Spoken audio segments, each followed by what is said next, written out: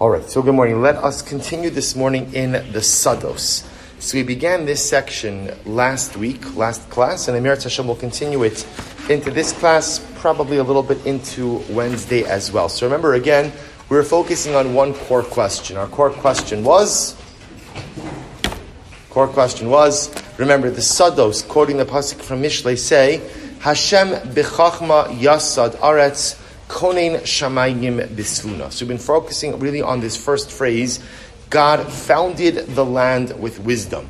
So we're trying to figure out what is the wisdom of the land. What is the chachma of the land? So we saw the approach of Rashi, right? And we saw again that the chachma of the aretz ultimately was, Rashi says, either that the world was created with Torah, the world was created for Torah. We spoke about again from the Meseches Smachos, that the chachma of the earth is perhaps in the way the earth was created. That as opposed to the earth being created all at once, instantaneously, we saw that HaKadosh Baruch Hu created the world in stages, beginning with the Even HaShasiyah and going on from there. What I'd like to focus now, beginning with number 4, is to take this a little bit further. Now the truth is we're going to touch on actually a very important topic that we spent a lot of time on last semester as well. And you might even see some sources that we've seen before, but we'll see developing it a little bit in a different context. So let's begin with number 4. Vayomer Elokim yikavu. So back to Bereshis, the story of Bereshis. Vayomer Elokim yikavu hamayim mitachas hashamayim al makom echad v'seira'eh hayabasha vayihi chen. Hashem said, let the waters be gathered underneath the shamayim to one place, and let the land be seen. Vayikra Elokim layabasha aretz, or eretz, ulumikveh hamayim kara yomim. Vayar Elokim kitov. Beautiful. Vayomer Elokim tache eretz desha esav mazriya zera eitz pri oset pri limino asher zarobo. So now we come ultimately to the creation of vegetation. So remember, HaKadosh Baruch Hu says, tache eretz desha, let the earth be filled with vegetation. And eitz pri oseh pri. So we've spoken about this before. Eitz pri oseh pri means what? Fruit trees which produce fruit. So what happens? Vato per pasuk yud beis. Vatot se haaretz desha esev mazriya zera leminehu ve'etz oseh pri asher zarabo leminehu v'ayar lakim kitov. So of course we see that when the earth complies with the Ribono Shel Olam's directive, the earth doesn't exactly comply. Instead, the pasuk says that what happens? The earth brings forth desha esav mazriya zera. That's fine. Ve'etz oseh pri. So remember again the contrast. The tzivui, the command of Hashem was what? Eitz pri oseh pri, and the actualization of the divine directive was eitz oseh pri. So again, Hashem wanted fruit trees which produce fruit, and the earth created trees which produce fruit. So Rashi HaKadosh notes this. Remember, I've mentioned this before, but it's important to reinforce. Rashi is a reactive mefarish, which means that when does Rashi comment? When he sees there's a problem. So remember, what he sees is just a question. So this is very important because if you want to truly appreciate the Perush of Rashi, you have to first understand what it is that is bothering Rashi. What is it that's driving Rashi? What is it that he sees in the pasuk that's problematic? So if you're Rashi, you see, 1 second, it doesn't line up. HaKadosh Baruch Hu wanted it to be eitz pri oseh pri, and the earth only creates eitz oseh pri. It was supposed to be fruit trees which produce fruit. But instead it was just trees which produce fruit. How do you reconcile the two? So Rashi says in number 5, eitz pri, shetam ha'etz kitam ha'pri. Hashem wanted it to be that the flavor, or they call it the flavor, the tam, the taste of the tree should be like the taste of the fruit. Vehi lo astakain. The world did not comply. The earth did not comply. Ela vasosia aretz eitz oseh pri v'lo ha'etz pri. So Rashi says something amazing. Hashem wanted it to be that the trees would taste just like the fruits. But the earth did not comply. Instead, the earth just creates trees that taste like trees and fruit that tastes like fruit. So what are the two questions you have on this Rashi? Question number 1. What would you say? 2 questions on this Rashi. Number 1, how could the earth disobey the Ribono Shel Olam? Right? Disobedience is a function of Bechira Chavshus, free choice. The only thing in this universe that has Bechira Chavshus is man.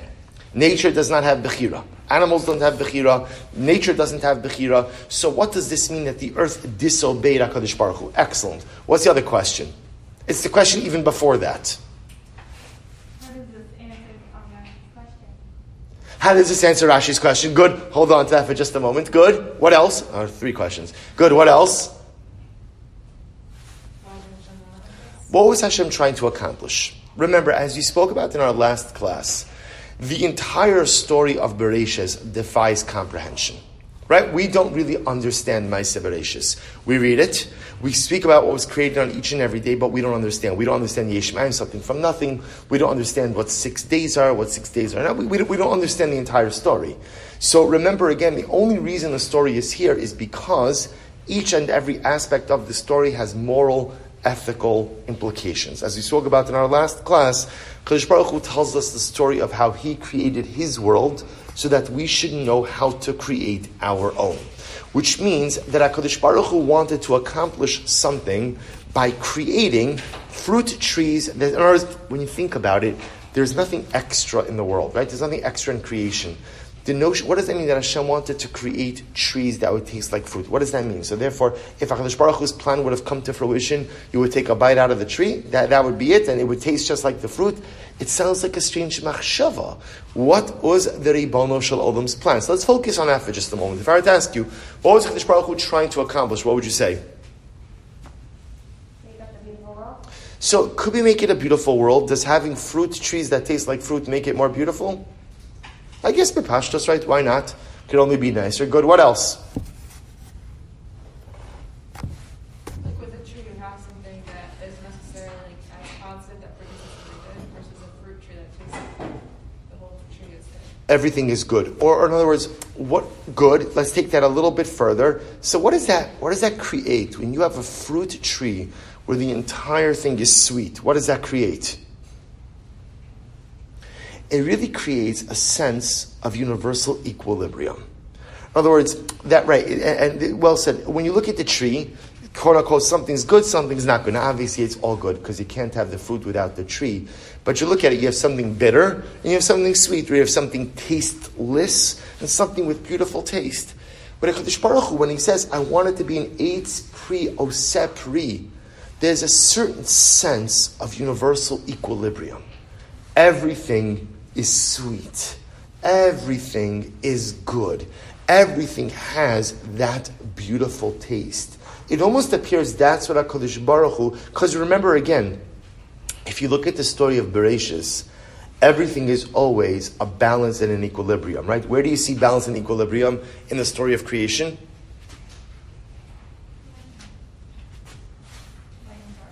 So light and dark, right? That's where it begins. There's like this balance. And also remember again, even Maaseh Bereshis itself switches off between HaKadosh Baruch Hu doing things on the earth and things in the heavens. Things in the earth, things in the, at least in the beginning.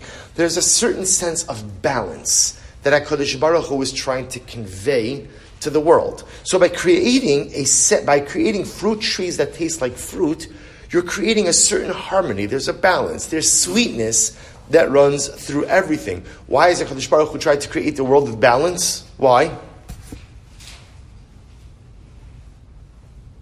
Any ideas? Why would HaKadosh Baruch Hu try to create a world with balance? Remember again, the entire story of Bereshis is there for what purpose? For what purpose? To teach us how to create our own worlds. What is the most important thing you need when creating your own world? Balance.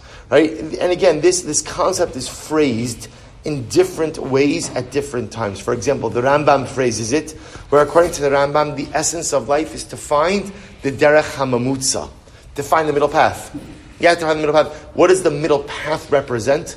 The middle path represents balance. It represents equilibrium. It represents this idea that you're not too far to this side, not too far to one side. Now, of course, what's the challenge in finding balance? Right, so remember again, what's balanced for you might be skewed for me. So this is always the great challenge of life. Everybody always wants to find the middle path. Just how you define the middle is often exceptionally elusive. We find this with Bidara, in the Olam HaShkafa, in the Olam of religion, we find this in everywhere. What is the middle path? The Rambam says it. Always find the derech hamamutza. Always find the middle path. But how you define that middle is incredibly difficult. But yet HaKadosh Baruch Hu was telling us, I want you to find balance in life. HaKadosh Baruch Hu doesn't like extremists. That's why, again, how many episodes of extreme behavior do we have in Chumash? How many stories of extreme behavior? How many? 2. What are the 2? Well, what's Moshe's extreme behavior? I'm sorry. Well, that's I don't know if that's extreme. Maybe that's extreme. I was thinking Pinchas, and what's the other one? Shimon and Levi when they destroyed Shechem. 2 acts of extremism. Right? Now again, interestingly enough, how does the Torah view Shimon and Levi's act? So remember, we don't find HaKadosh Baruch Hu's view on it. We do find Yaakov Avinu's view on it. And Yaakov Avinu's view was unfavorable. Everybody with me? This is Perek Shira class, right? Good. Good morning, everyone. Hey, so again. So remember, we don't know how HaKadosh Baruch Hu feels, but Yaakov clearly is incredibly unhappy with Shimon and Levi. Incredibly unhappy. Now it's interesting. Yaakov Avinu's critique of Shimon and Levi. Anyone remember? In Chumash, what does he say? What does Yaakov say to his sons? Achartem osi, you've literally uprooted me. Lahavishini be'enei yoshvei haaretz. Now it's interesting. Yaakov Avinu gives Shimon and Levi musar because he feels that they put the family in peril. It's interesting, he doesn't condemn the act, which is just fascinating in and of itself. So was it that the act was wrong? And Yaakov Avinu is saying the act was wrong and therefore you've put us in peril? Or maybe the act was right.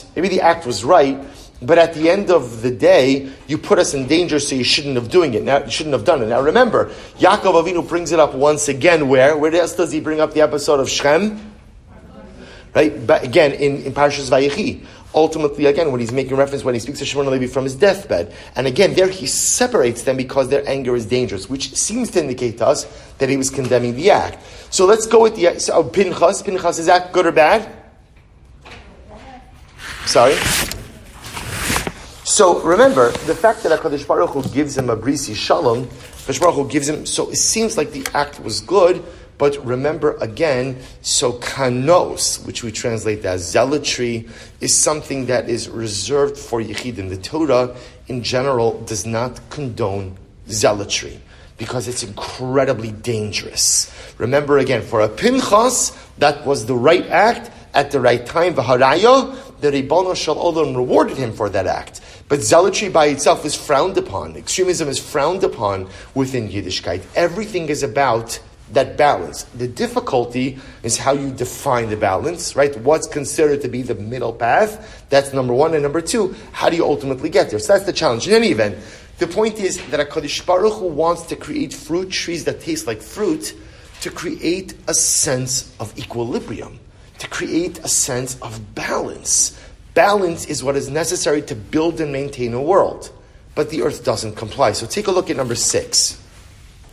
So the Maharal in Gur Aryeh asks this question. He says, V'hilo astakin. So Rashi says, the earth did not comply with the tzivui of HaKadosh Baruch Hu, with the command. So the Maharal writes, Eina perish sha'adama avda b'mezid al tzivui HaKadosh Baruch Hu. The Maharal says, of course, it doesn't mean that the earth purposely disobeyed the Ribono Shel Olam. Why doesn't it mean that? She'in yetzer haraba she'tehei overes al tzivui HaKadosh Baruch Hu. So it's interesting. So the Maharal says that the ability to transgress the word of God, you see, I would have thought, he would have said, right, the Maharal says the earth does not possess the capacity to go ahead and transgress the word of God. So if you are writing that sentence for the Maharal, how would you write it? She'ein what ba? What phrase would you put in there? She'ein bechira ba. See, that's interesting. She'ein bechira ba. So shetei overes al tzivui HaKadosh Baruch Hu. Yet the Maharal chooses the word, or chooses the phrase, yetzer hara. Yetzer hara. Now the truth is, yetzer hara and bechira are really part and parcel of the same thing. Right? Remember, again, my yetzer hara is what keeps my bechira intact. Without a yetzer hara, without an evil inclination, without a proclivity and a desire to do negative and wrongful things, my Bechira is not really there, which is why, for example, according to many opinions, I think we spoke about this before, right, there's a whole machlokus about what the Moshe Mashiach, what the Messianic era is exactly going to be like. But according to at least one opinion in the Gemara, there's a concept of Ein Schar Va'onesh. There's no reward and punishment in the times of Mashiach. Now, what does that mean? So on the most basic level, because Bechira is handicapped in Yemos Mashiach. Why is Bechira handicapped? Why? Because the presence of the Ribono Shel Olam is going to be so apparent and so obvious that the Yetzer Hara is essentially muted. Which on one hand is a beautiful thing, because there'll be such a Gilui Ashchina, such a revelation. On the other hand, there's something lost als ar Bechira when the MS becomes so unequivocally true and apparent. So that's what the Maharal just, yes?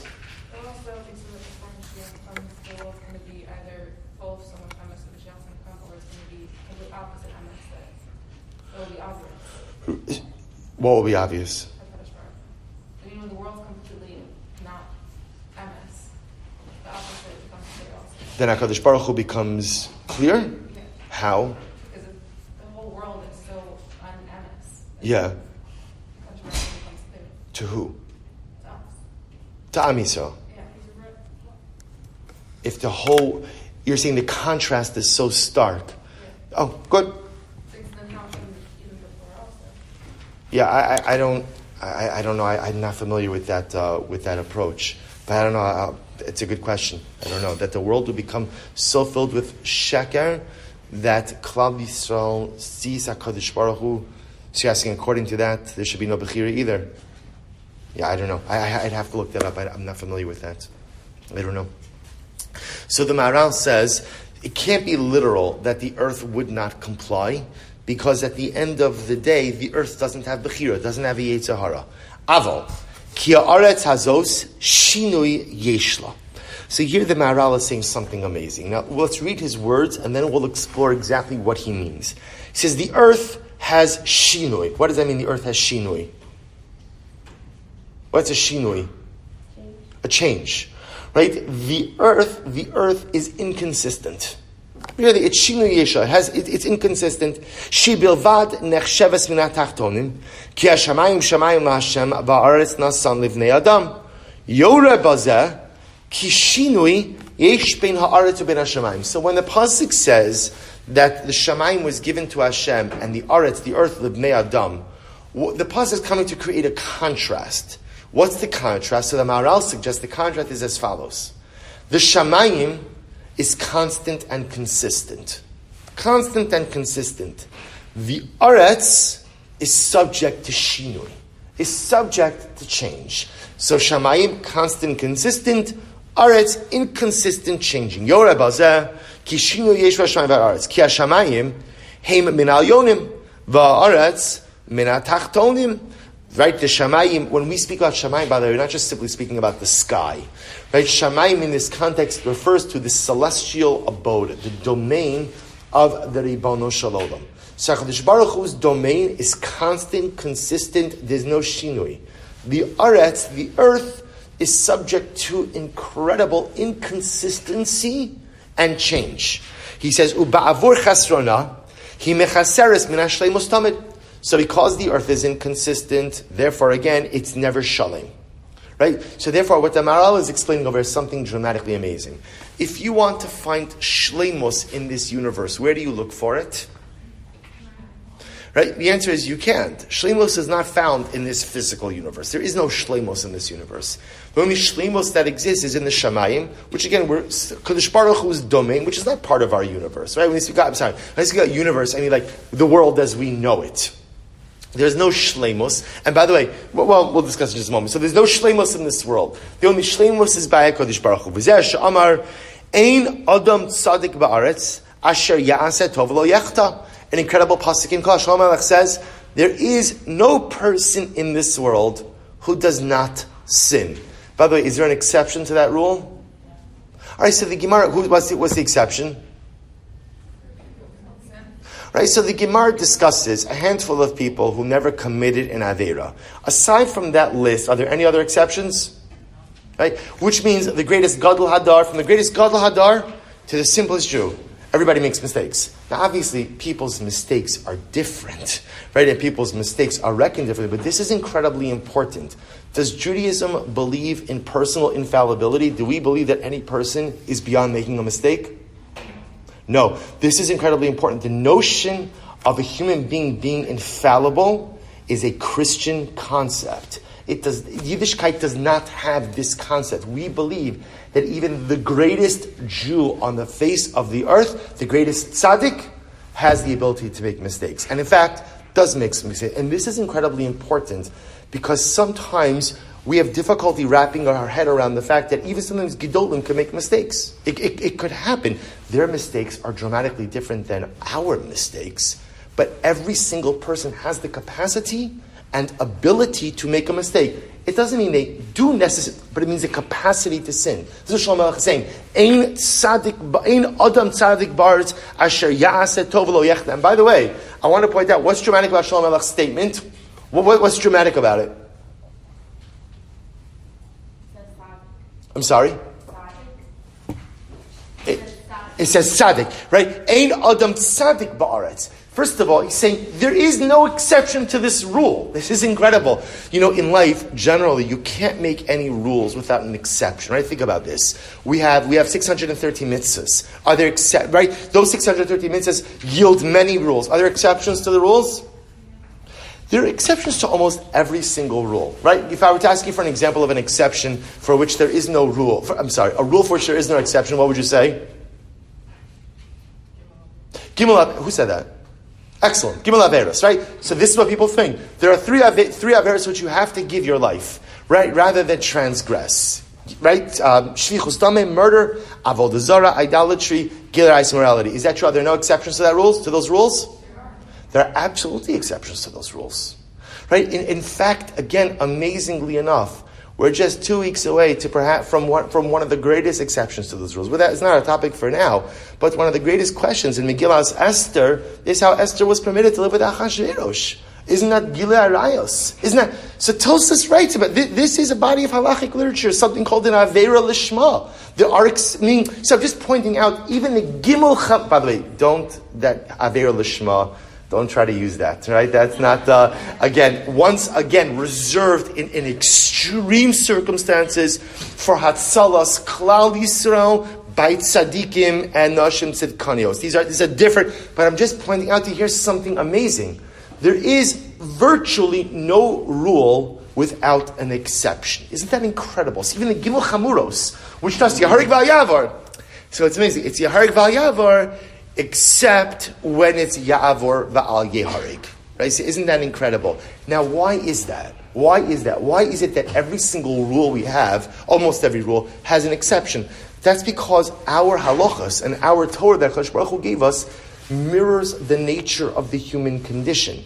To have a rule without an exception means what? That it's absolute. Is there anything absolute in this world? In this world? No. That's why the Ribbon Shalom is the only thing that's absolute. Remember, we're talking about independent of HaKadosh Baruch Hu. There's nothing absolute in this world. The only thing absolute, and here's the irony, what's the only thing absolute in this world? The only absolute thing, besides HaKadosh Baruch Hu, the only absolute rule is that everybody will make mistakes. Isn't that incredible? The only absolute rule in this world is Ein Adam Tzaddik Ba'aretz Asher Ya'aseh Tov V'lo Yechta. Incredible. The only absolute rule that applies is that every single person makes mistakes. Yes? Why was it done for the fruit trees that didn't want Why? The fruit trees that didn't want I mean, we'll see. We'll say a little bit differently. Why does Kadosh Baruch Hu choose to illustrate this principle with the trees? We'll see. I think we're going to tie it back a little bit, maybe even some of the things we learned by Tu B'Shvat. So you know where I'm going with this already, because remember, the tree, unlike the rest of nature, has a very close connection to man. But hold on to that. Excellent. Was it supposed to be, like the trees that we have now that don't produce fruit, was it supposed to be like that? Or is that So that's a good question that many of the Rishonim ask also, because it appears when you look at the pasuk, it sounds like every tree was supposed to create fruit. So I don't know if it's the Ebenezer, I think it's the Ebenezer, the Arachayim. Someone brings down that fruit is a relative thing. What it means is Chlish Baruch Hu created every tree for a purpose. So Peiros, Eitz Prio Sep Pri, could also just mean that every tree produces a fruit. For some trees, it's a fruit. Let's say for the cedar tree that does not produce fruit, its fruit is the wood that it produces. So everything is purposeful in nature. Yes? So I probably just said that there are exceptions that those two people. Right. So that's a whole discussion in the Gemara about what you do with this principle. So we're going to leave that for a different time. Because, Chazal clearly tell us that there are some people who never sin. So here's what I would tell you. In halacha, there's a concept of a miut she'ena matzui, which maybe you've come across this in your halacha classes throughout the years, which means there are different types of minorities. Sometimes a minority is significant and never has to be reckoned with, and sometimes a minority is so insignificant that it doesn't move the needle on the rule. So the fact that Chazal only identified throughout the course of entire mankind less than a handful of people who never sinned, it's a miut she'ena matzui. It's just so quote unquote insignificant that it doesn't share the rule. That's what I think the answer is. So the Maral goes on, paragraph Gimel. He goes on, V'zeu she'amar finds. We mentioned that. He says, Verish ki efshar lios ha'adam tzadik ba'aretz. Now look what the Maral does. He says listen how he dashes the pasuk. Ein adam tzadik ba'aretz. What's the reason why even the greatest tzaddik makes mistakes? Why is that? Because he lives ba'aretz. Because when you live your life ba'aretz, in the earth, in the world, and you live your life in a place that is not capable of achieving shleimus, so of course you can't achieve shleimus as well. Asher yaset tamid atov shleimus ba'aretz shehi muchenes tamid El hachisaron ba'avur hachisaron shala. So first of all, it's a beautiful interpretation, a beautiful diak in the pasuk. Maybe people on their own, right? This is why, by the way, when the neshama is with HaKadosh Baruch Hu, right? A neshama can be perfect, right? A neshama can be shalim, but yet the neshama loses that ability for shleimus when it comes down where? Ba'aretz. And again, what the Maral is saying is this is just a function of the human condition. The earth, the world, is chaser. So by definition, anything which resides in the earth will also be chaser as well. And again, I want to point out that chisaron is even before you committed your first avera. It's an interesting thing. One of the fascinating distinctions in the animal kingdom versus people is, there are some animals, when they give birth to their young, that like a calf, I think a calf is like this, or like deer when they give birth. The mother births the young, and like the baby, like 10 seconds later is walking around. He's walking around. Think about the birth of a human being, right? What could a baby do when it's born? Mamish, nothing. It could be cute. That's it, right? It is the most helpless entity on the face of the earth. Right? It has a neshama, it has totally helpless. It's almost as if from our first moments in the earth, HaKadosh Baruch Hu is telling us, there's no shleimus here.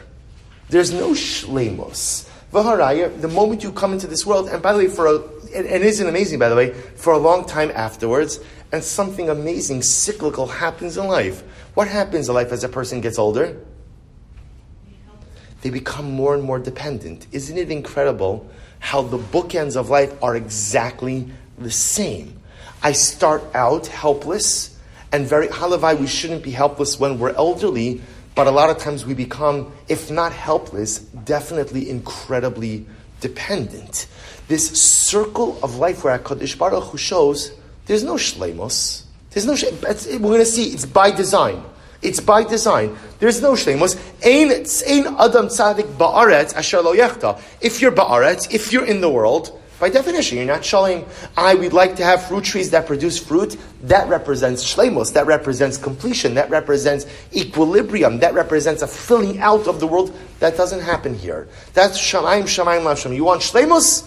That's with the Ribono Shalom. That's why, by the way, interestingly enough, the Rambam writes, what's Olam Haba?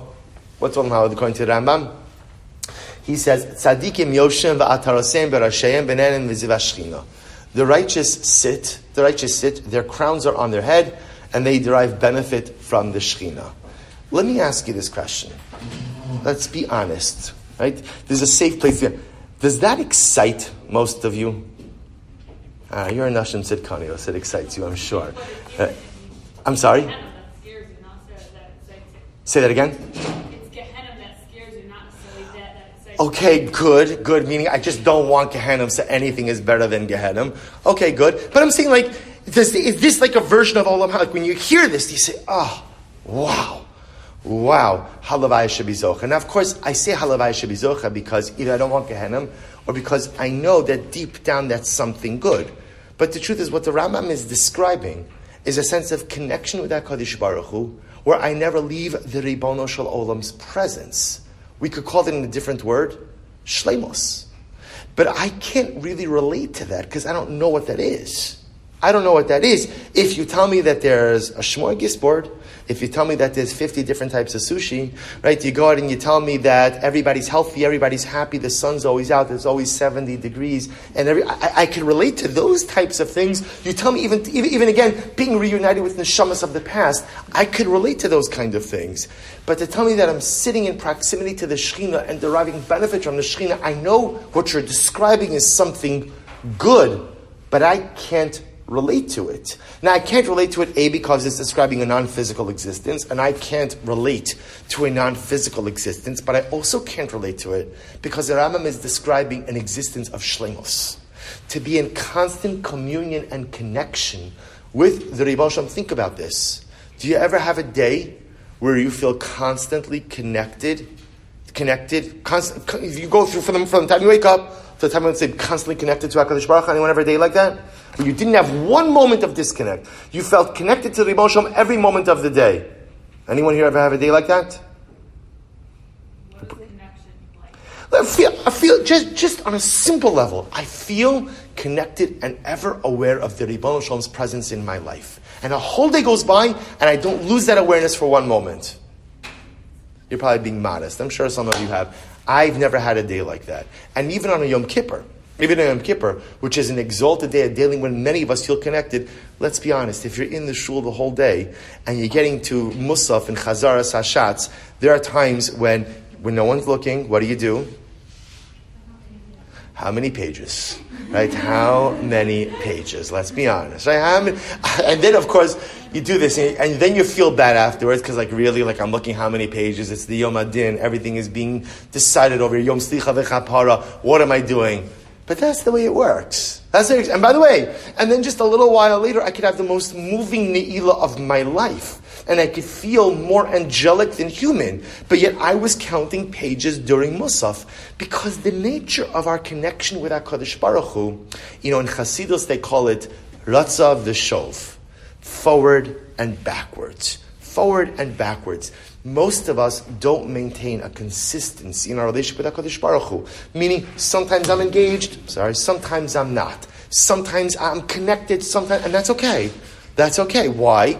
Because there's no shleimus in this world. So if there's no shleimus in the world, the same way that the earth can't produce fruit trees that taste like fruit because that's shleimus, and shleimus doesn't exist in this world. The same way Shlomo Melech says, Ein Adam Tzadik Ba'aretz Asher Ya'aseh Tov V'lo Yechta.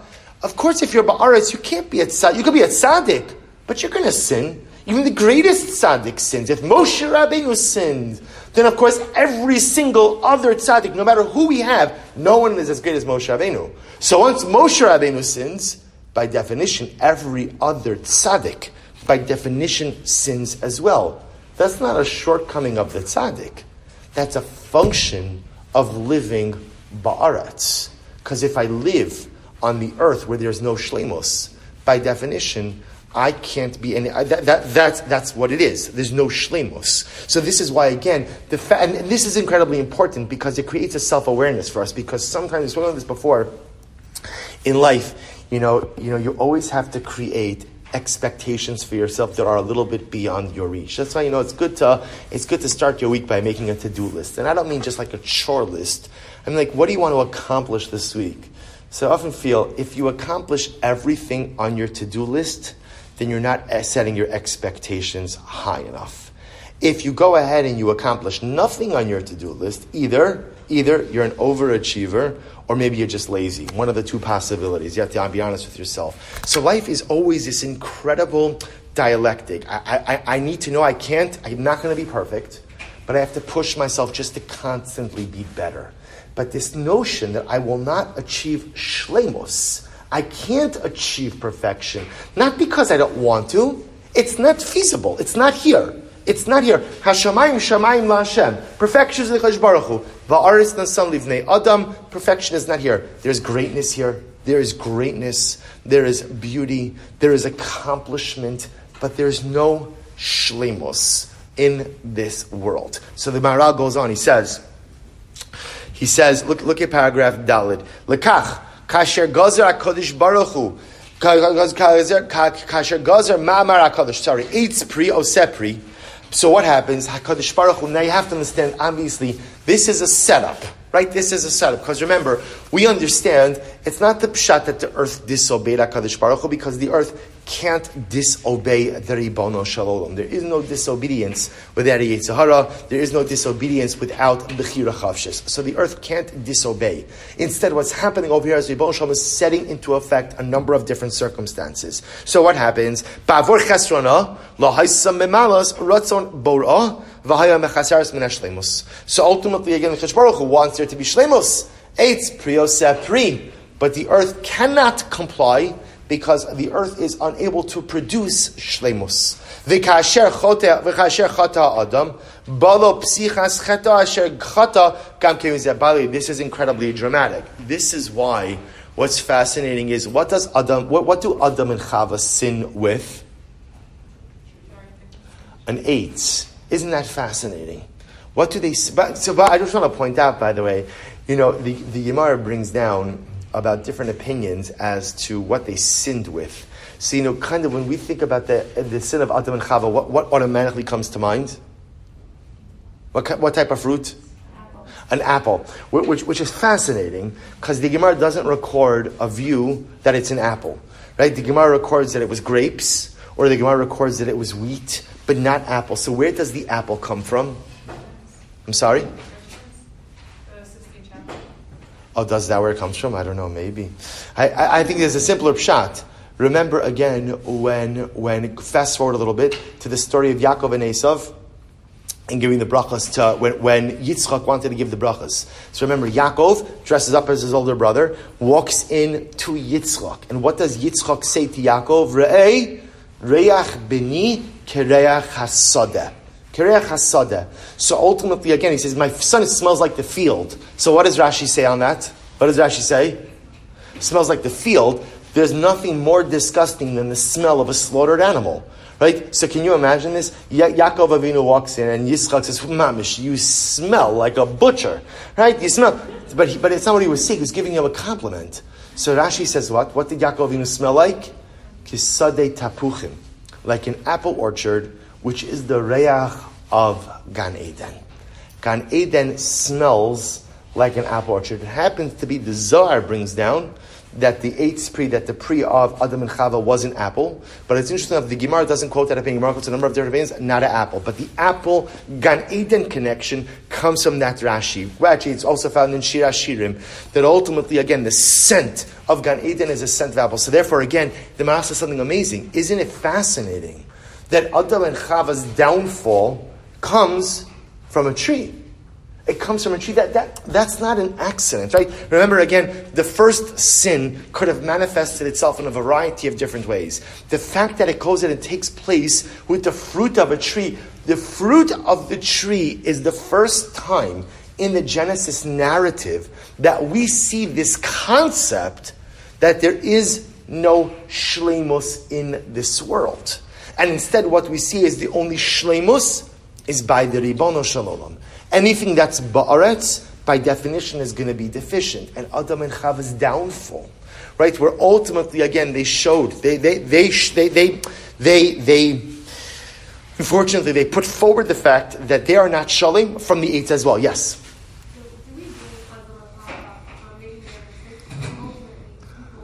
Oh, so this is an excellent question. So remember, this is a very dangerous idea, right? Why is this dangerous?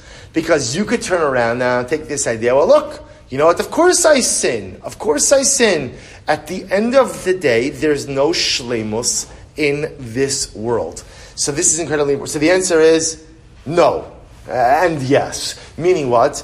That on one hand, why is there a concept of tshuva? Why is it that when I do something wrong, I could fix myself and get back up? Because there's no shleimus in this world. Therefore, by definition, making mistakes is part of the fabric of the human condition. But let me ask you, did Adam and Chava have free will to do what they did? Absolutely. The same way I commit many averas, but I have free. There's no. The one thing I can say is I had no choice. That's the one thing I can say. I have choice every single time. So this is this interesting dialectic. On one hand, it's almost as if making a mistake, not as if, like Shlomo says, making a mistake is inevitable. It's going to happen to all of us. Multiple mistakes, dramatic mistakes, terrible averas. But at the end of the day, each and every time I'm committing avera, I still have bechira. Now, what this does is because there's no shleimus, therefore I have the ability to fix myself. Therefore, HaKadosh Baruch Hu understands frailty, mistakes are part of the human condition. I can fix myself. So let's finish the Maharal. So the Maharal, well, we finished the Maharal. So let me just show you one last piece. Take a look at paragraph Hey. So this is in the footnote of the Maharal. He says, "She afshar sheyeh nimtza habriya b'shleimus gamer." It is impossible. Now, when you say impossible, anything is possible with Yerusha. It means the way that HaKadosh Baruch Hu created the world is that there is no shleimus to be found here. Rak yesh bo chisaron. All there is chisaron. V'lirmos zeh kasav bereishes bara lokim es Hashem v'ha'aretz v'ha'aretz haisa sohu vavohu. Another incredible diuk by the Maharal. Right? So remember again, our first introduction to the creation of the earth, Bereshis bara lokim es hashamayim v'ha'aretz, the first fact about the Aretz, Sovavo, astonishingly empty. Why is that the first fact? Says the Maharal, Ki ha'aretz hi betachtonim, lekach haisa sohu vavo v'choshech al pnei tehom, v'chol zeh chisaron shahaya, umora ala chisaron hadavik bebriya. So this is really incredible.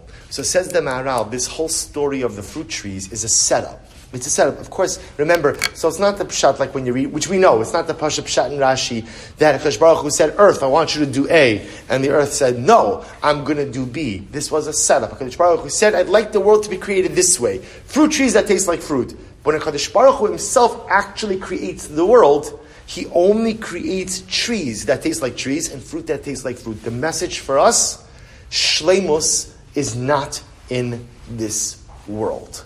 Shleimus is only by HaKadosh Baruch Hu. That's why who makes mistakes? Everyone makes mistakes. This is incredibly important. Everyone makes mistakes. Do you know that if there is one thing that you could count on in every single human relationship, one thing constant you could count on with every single relationship, it is that the person whom you care about will make mistakes.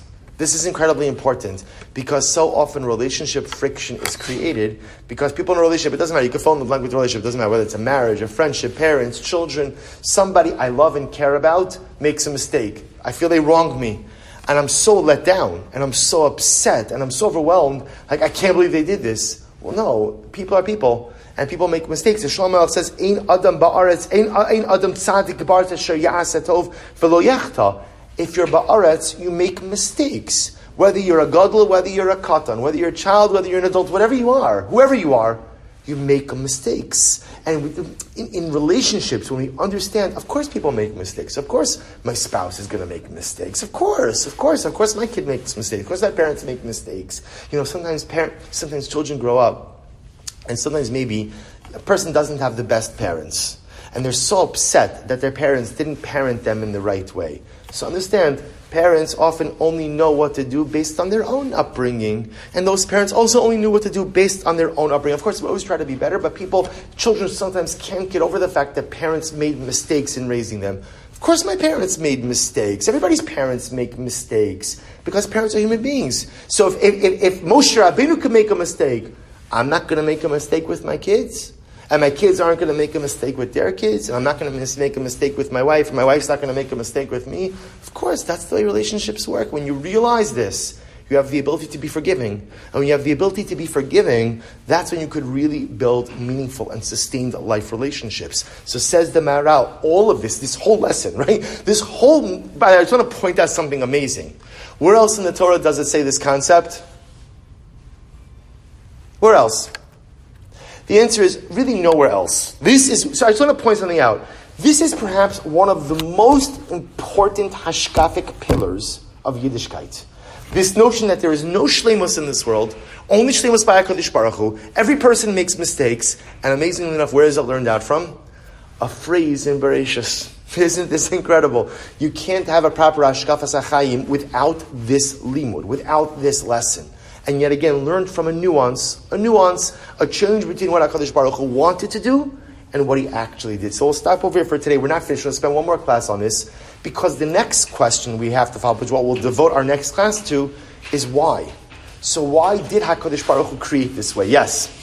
What did that have to do with selling the love? Start again. What did that have to do with selling the love? So the Maharal was saying, I'm sorry, maybe I didn't explain it. The Maharal was saying, the fact that the way HaKadosh Baruch Hu introduces the world to us was so vavo, empty, indicates us from the beginning the earth lacked shleimus. So from the moment we're first introduced, the first introduction, I'd like to introduce you to the earth, to the aretz. By the way, what is it? So vavo, astonishingly empty. So the Maharal uses this to teach us that from the beginning, you see what the Maharal is doing is, lest you think that this lesson that we're learning is first introduced over here by the fruit trees, it's not true. The notion that the earth doesn't have shleimus was already introduced to us in Bereshis, Perek Aleph, Pasuk Aleph. The first lesson in the Torah Kedosha is really that the earth doesn't have shleimus. So now we'll stop here for today, but we'll focus on next class, Emir Hashem. Why? Why did HaKadosh Baruch Hu create it? Meaning the Rebbe Shalom could have just as easily created shleimus in this world as well. Why didn't he? What's the lesson? Emir Hashem to be continued.